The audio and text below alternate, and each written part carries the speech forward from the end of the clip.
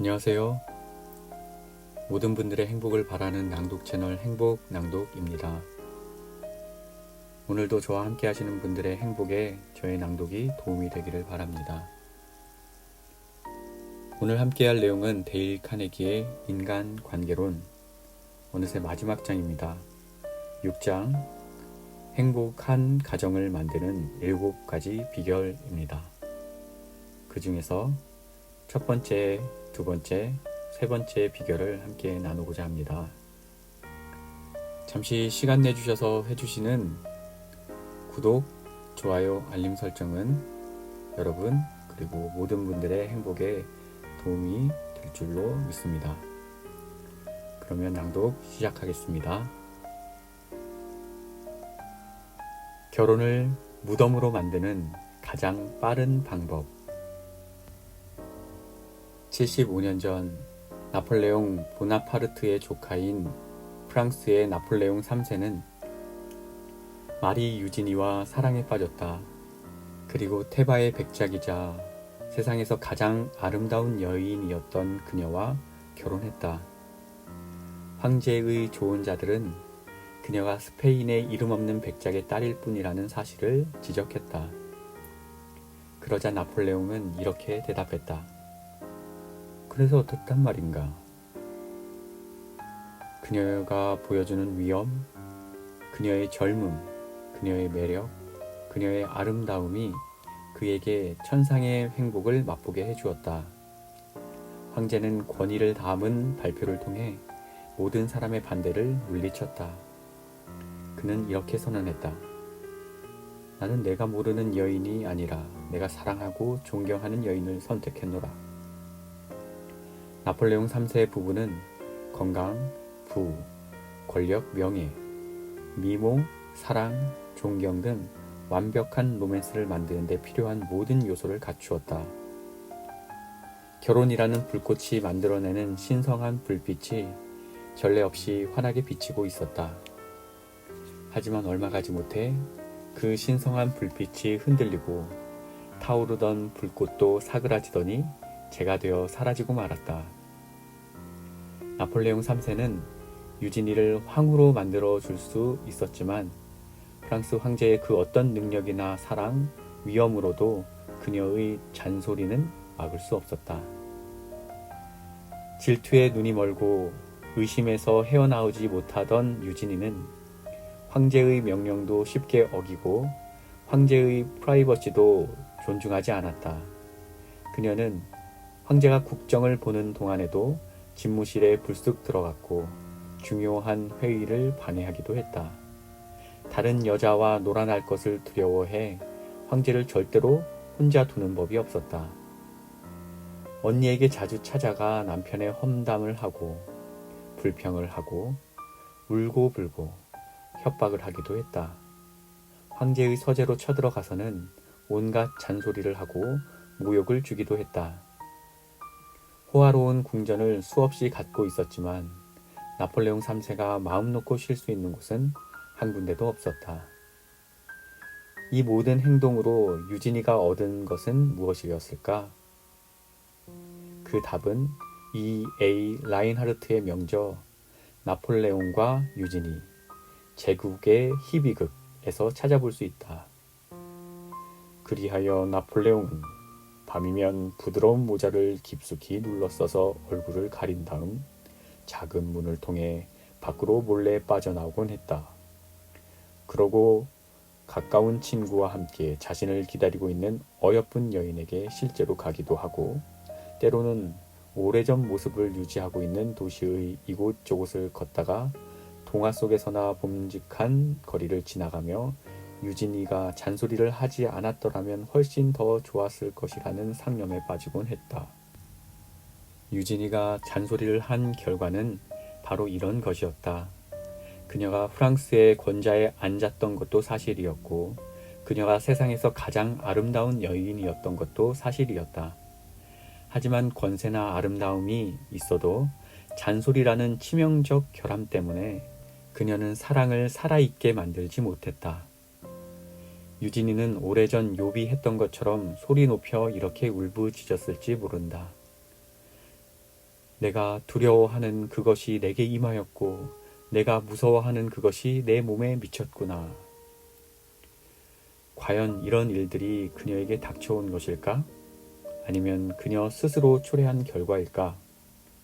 그 가련한 여인은 질투와 잔소리를 통해 그런 결과를 자초했던 것이다. 사랑을 파괴하기 위해 지옥의 모든 악마가 만들어낸 가장 확실하고 악독한 수단이 바로 잔소리다. 잔소리는 실패하는 경우가 없다. 마치 킹 코브라에게 물린 것처럼 잔소리는 언제나 파괴하고 소멸시킨다. 레오 톨스토이 백작의 부인은 이 사실을 너무 늦게 깨달았다. 그녀는 죽기 전 딸들에게 이렇게 고백했다. 너희 아버지를 죽게 만든 사람은 바로 나란다. 딸들은 아무런 대답도 하지 않고 울기만 했다. 그들은 어머니의 말이 사실임을 알고 있었다. 어머니가 끝도 없이 불평하고 비난하고 잔소리하는 바람에 아버지가 돌아가셨다는 것을 알고 있었다. 불화만 없었더라면 톨스토이 백작 부부는 행복했을 것이다. 톨스토이는 인류 역사상 최고의 소설가 중 한 명이었기 때문이다. 톨스토이가 쓴 두 편의 걸작 전쟁과 평화와 안나 카레리나는 인류의 문학적 보물로서 영원히 빛을 발할 것이다. 톨스토이는 너무 유명해서 추종자들이 밤낮으로 따라다니면서 그가 내뱉는 한마디 한마디를 모두 받아 적었다. 심지어 이제 자러 가야 할 것 같군이라는 일상적인 이야기조차 받아 적을 정도였다. 그리고 러시아 정부는 그가 쓴 문장들을 모조리 인쇄하고 있는데 그의 글을 엮은 책만 해도 100권이 넘을 것이다. 명예와 더불어 톨스토이 부부에게는 부와 사회적 지위, 많은 자녀가 있었다. 그만큼 축복받은 결혼도 없었다. 처음에는 이런 행복이 지속되기에는 너무 완벽하고 너무 강렬한 것처럼 보였다. 그래서 두 사람은 무릎을 꿇고 자신들의 이 같은 행복이 깨어지지 않게 해달라고 전능하신 신께 기도를 올릴 정도였다. 그러다 놀라운 일이 일어났다.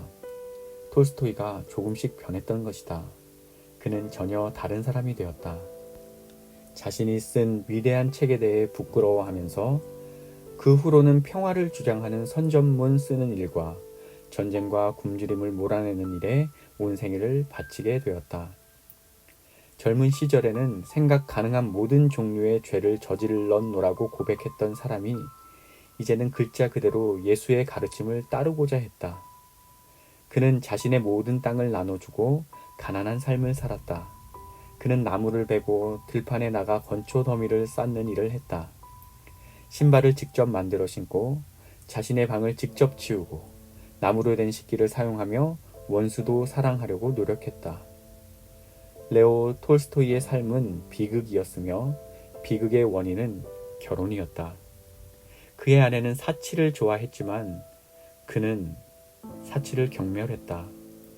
그녀는 명성과 사회적 갈채를 좋아했지만 그는 이를 하찮게 여기고 아무런 의미도 찾지 못했다.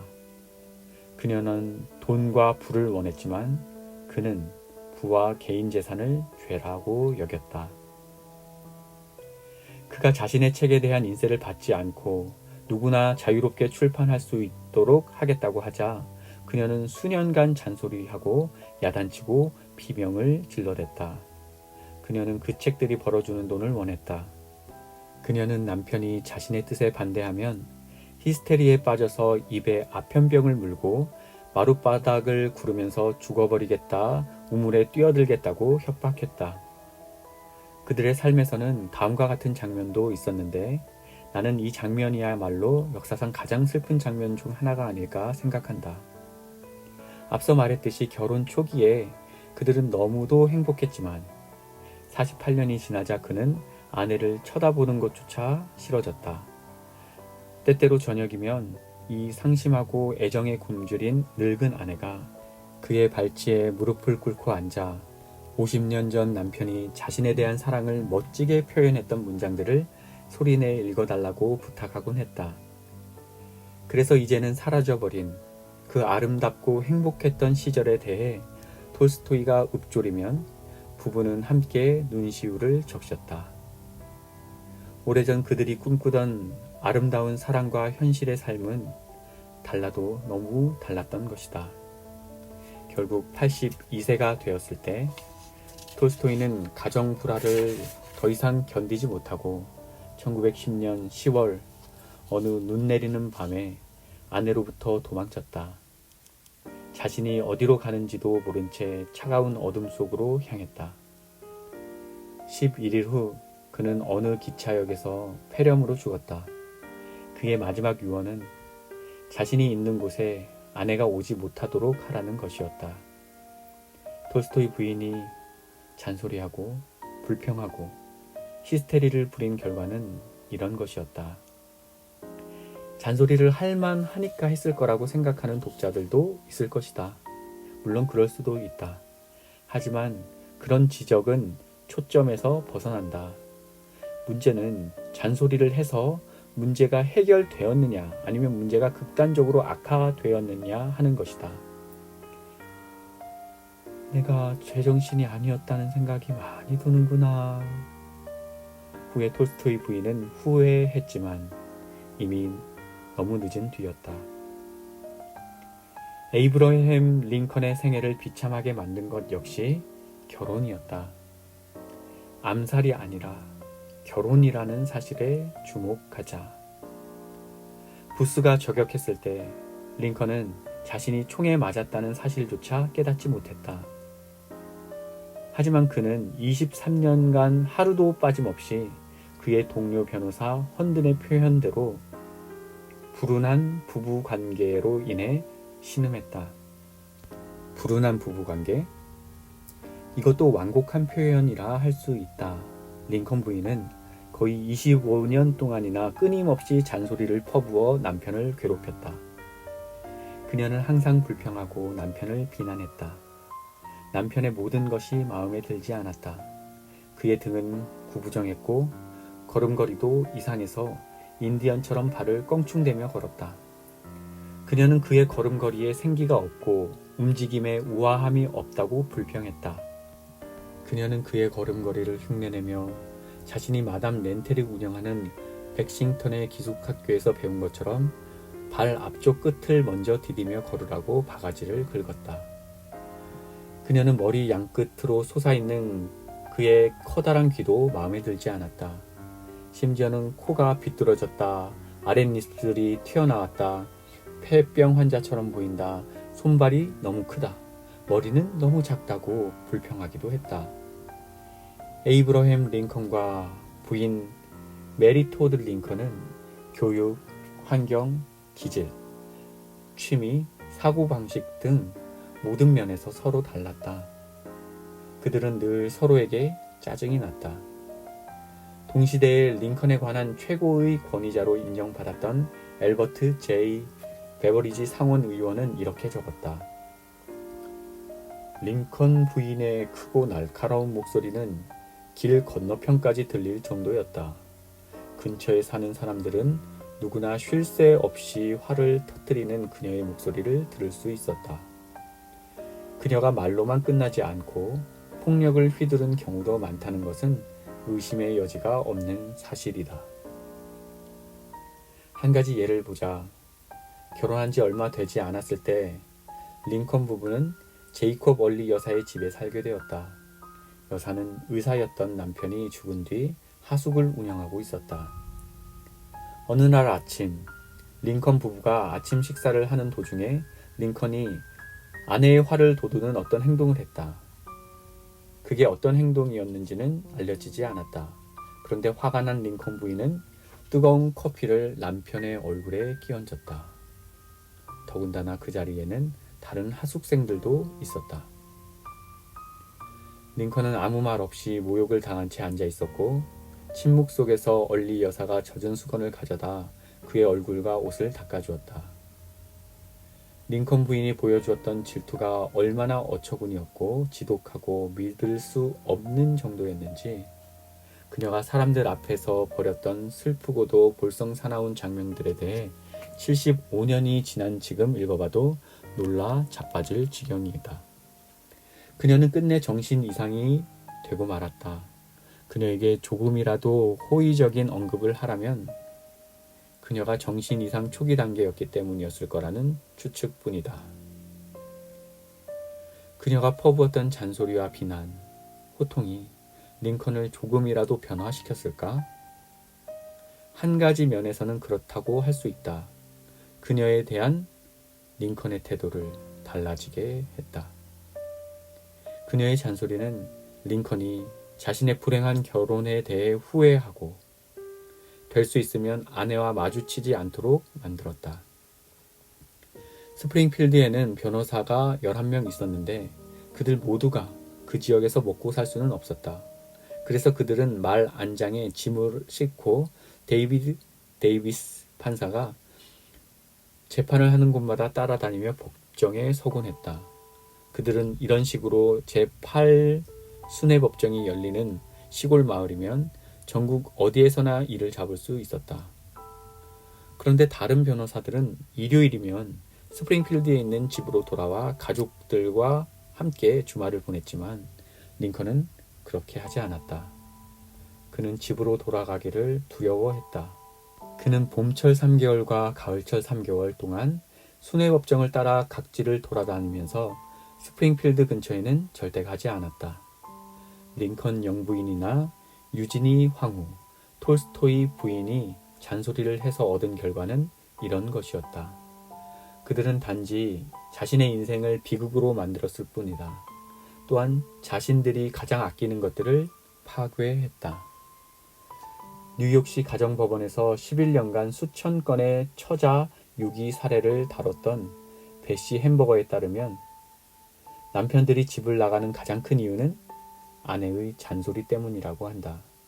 보스턴 포스트지는 이를 다음과 같이 표현했다. 이 세상 아내들은 잔소리라는 삽으로 결혼이라는 무덤을 조금씩 파고 있다. 그러므로 가정을 행복하게 만들고 싶다면 첫 번째 규칙은 다음과 같다. 절대 잔소리하지 마라. 상대를 바꾸려 하지 마라. 살아가면서 바보 같은 짓을 많이 저지르겠지만 결코 사랑 때문에 결혼하지는 않겠다. 영국 재상 디즈레일리가 한 말이다. 그리고 그는 그렇게 했다. 그는 35이 될 때까지 독신으로 지내다가 자신보다 15살이나 많은 미망인에게 청혼했다. 50년의 세월을 살아온 그녀의 머리카락은 희끗희끗해지고 있었다. 그녀를 사랑해서일까? 아니다. 그녀도 그가 자신을 사랑하지 않는다는 것을 알고 있었다. 그가 돈 때문에 결혼하려 한다는 사실도 그녀가 알고 있었다. 그래서 그녀는 딱 한 가지 조건을 내걸었다. 그가 어떤 사람인지 알 수 있도록 1년만 시간을 달라는 것이었다. 그리고 약속된 시간이 지났을 때 그녀는 그와 결혼했다. 너무 세속적이고 계산적이다. 그렇지 않은가? 하지만 역설적이게도 수많은 불화와 싸움으로 얼룩져 있는 결혼의 역사에서 디즈레일리의 결혼은 가장 빛나는 성공 사례 가운데 하나다. 디즈레일리가 선택한 부유한 미망인은 젊지 않았고 아름답지도 않았으며 똑똑하지도 않았다. 그런 것과는 거리가 멀었다. 그녀가 문학과 역사에 대해 무식함을 드러내는 바람에 사람들이 웃음을 터뜨리는 경우도 많았다. 예를 들면 그리스 시대가 먼저인지 로마 시대가 먼저인지도 몰랐다. 옷을 고르는 취향은 기이했고 집안 가구를 고르는 취향도 독특했다. 하지만 결혼 생활을 하는데 가장 중요한 부분에서는 그야말로 천재적이었다. 그것은 바로 남자를 다루는 기술이었다. 그녀는 지적인 면에서 디즈레일리와 대적하려 들지 않았다. 남편이 똑똑한 귀족 부인들과 오후 내내 고상한 대화를 주고받느라 지치고 기진맥진해서 집에 들어오면 메리 앤은 가벼운 잡담으로 그가 편히 쉴 수 있도록 해주었다. 집은 그가 정신적 긴장을 풀고 아내의 따뜻한 애정을 느끼며 편히 쉴 수 있는 곳이었다. 시간이 흐를수록 그런 기쁨은 더해갔다. 나이 들어가는 아내와 함께 집에서 보내는 시간들이 그의 삶에서 가장 행복한 순간이었다. 그녀는 그를 도와주는 협력자였고 비밀을 털어놓을 수 있는 믿음직한 친구였으며 조언자였다. 매일 저녁 그는 집으로 가면 하원에서 있었던 일을 아내에게 털어놓았다. 그리고 가장 중요하게도 그가 어떤 일을 맡건 메리앤은 그가 실패하리라고 전혀 생각하지 않았다. 30년이라는 세월 동안 메리앤은 오로지 그만을 위해 살았다. 그녀는 자신의 재산조차도 남편을 편히 살게 해줄 수 있다는 이유로 가치를 느꼈다. 그 대가로 그녀는 디즈레일리의 우상이 되었다.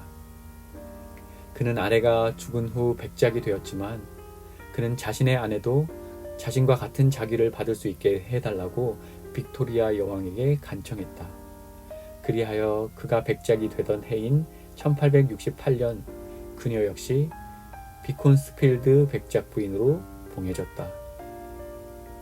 그녀가 사람들에게 아무리 바보처럼 보이고 산만하게 보이더라도 그는 절대 그녀를 비난하지 않았다. 그녀를 나무라는 말은 한마디도 꺼내지 않았다. 누구든 감히 그녀를 조롱하려 하면 그는 넘치는 충성심으로 그녀를 옹호하고 나섰다.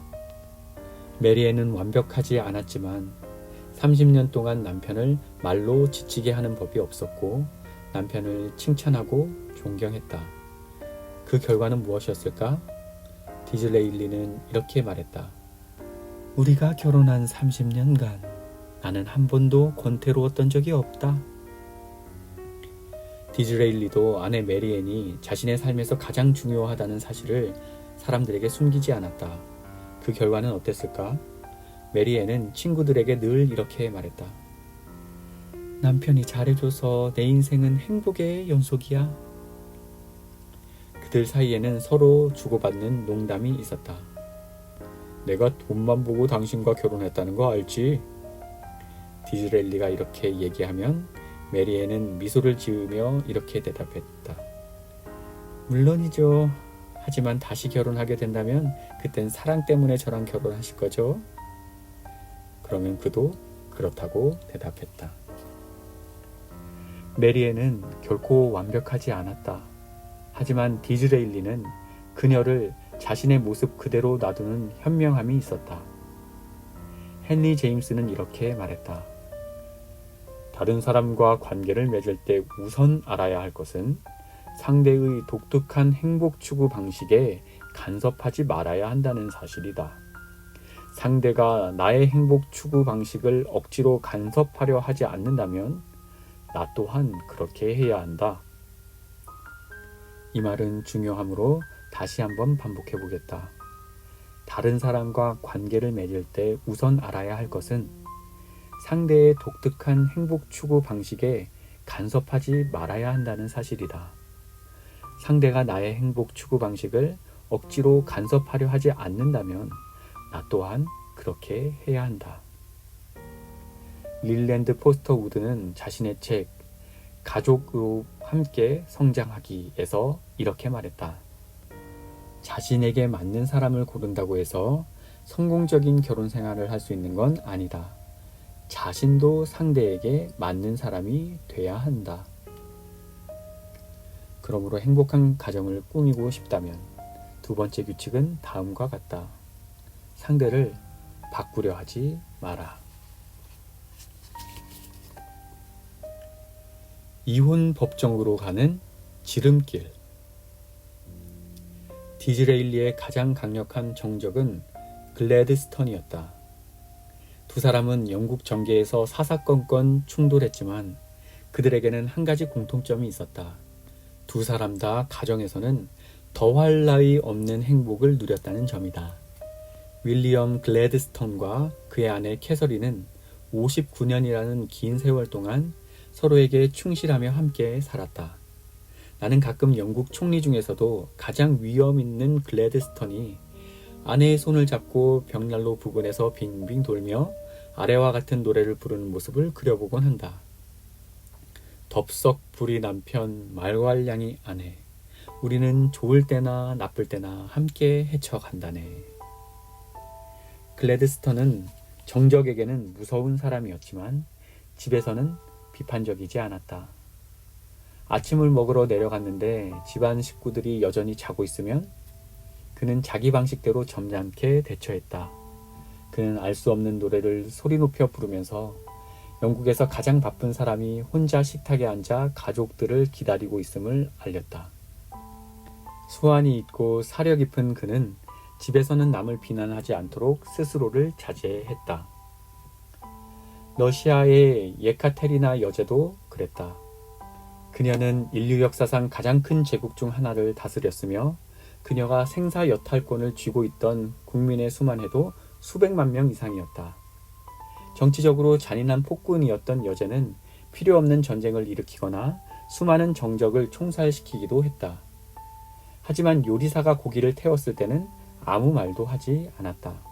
미소를 지으며 너그럽게 고기를 먹었는데 이런 참을성은 미국의 대다수 남편들이 배울 만한 점이다. 가정 불화의 원인을 연구하는 미국 최고의 권위자 도로시 딕스는 전체 결혼의 50% 이상이 실패라고 단언한다. 그녀는 수많은 로맨틱한 꿈이 이혼이라는 암초에 부서지는 이유 중 하나는 상대의 가슴에 상처를 주는 아무 쓸모도 없는 비난 때문이라고 말한다. 부모들은 종종 자녀들을 비난하고 싶은 유혹에 빠지곤 한다. 내가 그러지 말라고 말할 거라고 예상하겠지만 아니다. 나는 단지 이렇게 말할 것이다. 아이들을 비난하기 전에 미국 저널리즘의 고전 중 하나인 아빠가 잊었구나를 읽어보라.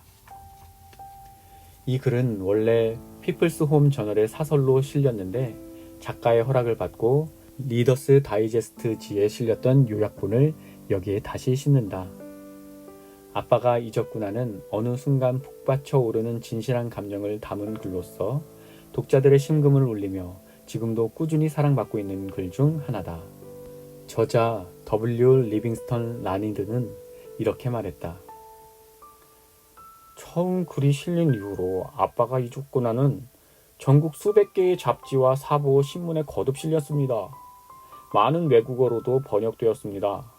저는 학교, 교회, 강연장에서 이 글을 읽고 싶어하는 수천 명의 독자들에게 개인적으로 허락해 주었습니다. 또 그 많은 행사와 프로그램에 방송되었습니다. 특이하게도 대학 정기 간행물과 고등학교 잡지에도 실렸습니다. 때로는 짧은 글이 신기하게도 가슴에 꽂힐 때가 있습니다. 이 글이 바로 그랬던 것 같습니다. 아빠가 잊었구나. W. 리빙스턴 라니드. 아들아 들어보렴. 나는 네가 잠들고 있는 동안 이야기하고 있단다. 네 조그만 손은 네 뺨을 받치고 있고 금발의 곱슬머리 몇 가닥은 촉촉하게 젖은 이마에 붙어 있구나. 나는 혼자 네 방에 살며시 들어왔단다. 좀 전에 서재에서 글을 읽는데 갑자기 숨이 막힐 듯한 후회스러운 감정이 밀려왔단다. 그래서 미안한 마음으로 네 곁에 왔단다. 이런 생각들이 떠오르는구나, 아들아. 내가 너한테 까다롭게 굴었던 것 같다. 네가 학교에 가려고 옷을 입고 있을 때 제대로 세수하지도 않은 수건으로 얼굴을 한번 쓱 문지르고 말았다고 널 야단쳤지. 네가 신발을 깨끗이 닦지 않았다고 심하게 꾸짖기도 했어. 네가 물건들을 바닥에 던졌을 때는 화가 나서 소리를 지르기도 했지. 아침 식사 때도 잘못을 지적했어. 음식을 흘렸다고, 씹지도 않고 삼켜버린다고, 식탁 위에 팔꿈치를 올려놨다고, 빵에 버터를 너무 많이 발랐다고 말이다. 너는 놀러 나가고 나는 기차를 타러 갈 때 뒤돌아 손 흔들며 아빠 잘 다녀오세요 라고 외치는 너를 향해 나는 인상을 쓰며 어깨 똑바로 펴고 라고 대답했지. 저녁에도 똑같은 일을 한 것 같구나. 집 근처에 다다랐을 때 나는 무릎을 꿇고 앉아 구슬치기 하는 너를 봤단다. 네 양말에 구멍이 나 있더구나. 나는 너를 앞세워 집으로 걸어가면서 네 친구들 앞에서 너에게 창피를 주고 말았지. 무릎까지 오는 양말이 얼마나 비싼지 아느냐고. 더 조심하라고. 그 후 아빠가 서재에서 글을 읽고 있을 때 네가 상처받은 눈빛으로 소심하게 다가온 거 기억하니? 도대체 누가 방에 하나 짜증이 나서 서류 너머로 흘겨보았을 때 너는 문가에서 망설이고 있었지. 나는 왜? 하고 쏘아붙였지. 넌 아무 말 없이 뛰어들어와서 내 목을 와락 끌어안으며 내게 입맞춤을 했지. 나를 안아주는 네 팔에서 신이 네 마음속에 꽃 피운 애정을 느낄 수 있었어. 그러고 나서 너는 후다닥 계단을 올라가 버렸지. 아들아, 네가 올라간 직후 아빠는 무시무시한 두려움이 몰려오는 바람에 서류를 그만 떨어뜨릴 정도였단다. 내가 왜 이런 나쁜 습관을 갖게 되었을까? 항상 잘못한 일은 없는지 찾아 혼내는 습관. 그게 네가 어린아이라는 이유로 내가 내린 보상이었다니. 내가 널 사랑하지 않기 때문에 그런 건 아니란다. 다만 아직은 어린 너에게 내가 너무 많은 것을 기대했던 거야. 나는 어른의 잣대로 너를 재고 있었던 거지. 너에게는 착하고 바르고 진실한 성품들이 많이 있단다. 조그만 내 몸 안에 언덕 너머로 밝아오는 새벽만큼이나 넓은 마음이 들어있다는 게 느껴졌단다. 네가 갑작스럽게 달려와 나에게 잘 자라고 입맞춤을 해주고 간 것만 봐도 알 수 있단다. 오늘 밤 너보다 더 중요한 일은 없단다, 아들아. 나는 어두운 네 침대 맡에서 무릎을 꿇고 있다. 부끄럽구나. 이건 아주 작은 속죄란다. 네가 깨어있을 때 이런 이야기를 해도 너는 이해하지 못할 거란 걸 안다. 하지만 내일 아빠는 진정한 아빠가 되어주마. 너와 친구가 되고 네가 괴로울 때 함께 괴로워하고 네가 웃을 때 함께 웃을게. 짜증스러운 말이 나오면 꾹 참고 말하지 않으마.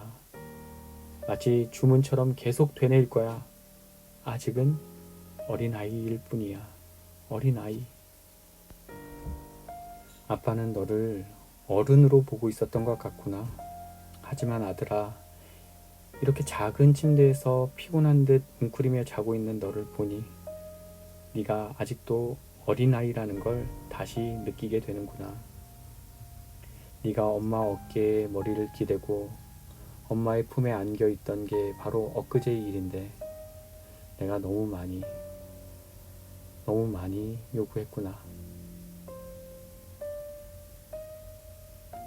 그러므로 행복한 가정을 꾸리고 싶다면 세 번째 규칙은 다음과 같다. 비난하지 마라. 어떠셨습니까? 행복한 가정을 만드는 7가지 비결 중 3가지 비결을 함께 살펴보았습니다. 하나하나 가슴 절절히 와닿는 이야기들인 것 같습니다. 오늘 함께한 내용도 여러분들의 삶과 저의 삶의 행복에 도움이 되리라 믿습니다. 오늘도 함께해 주신 여러분 감사합니다.